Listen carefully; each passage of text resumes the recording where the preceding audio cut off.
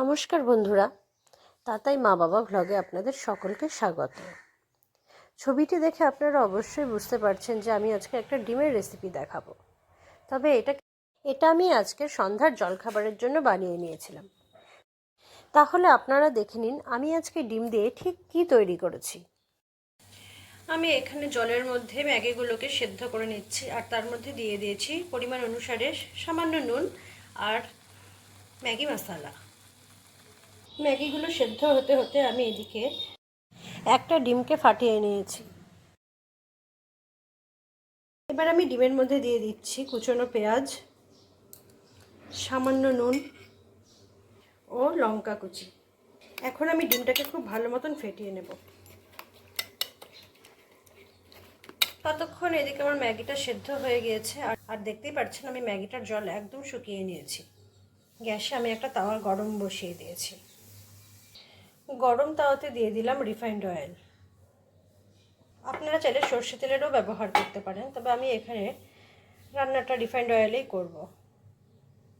তেল গরম হয়ে গিয়েছে, তাই আমি এখানে ফেটিয়ে রাখা ডিমটা দিয়ে দিলাম।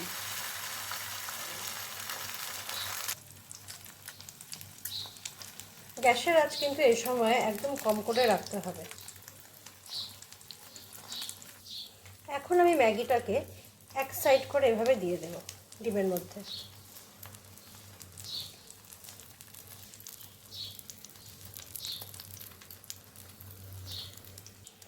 দেখতেই পাচ্ছেন আমি কিভাবে একটা সাইডে রেখে দিয়েছি ম্যাগিটাকে।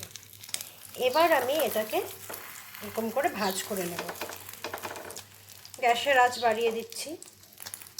খুব ভালো মতন আমি অমলেটটাকে এখন ভেজে নেব।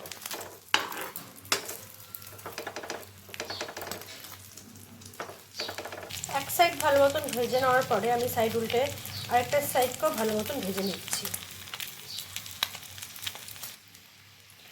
দুটো সাইডই আমার খুব ভালো মতন ভাজা হয়ে গিয়েছে।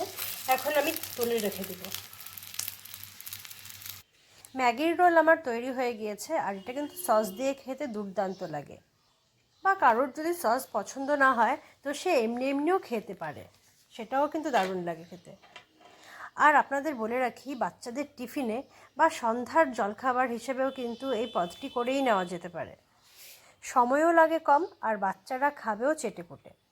তাহলে বন্ধুরা, আমার আজকের এই ম্যাগির রোলের রেসিপিটি আপনাদের কেমন লাগলো তা অবশ্যই আমাকে কমেন্ট করে জানাবেন। আর ভালো লাগলে আমার চ্যানেলটিকে সাবস্ক্রাইব করে আমার পাশে থাকবেন।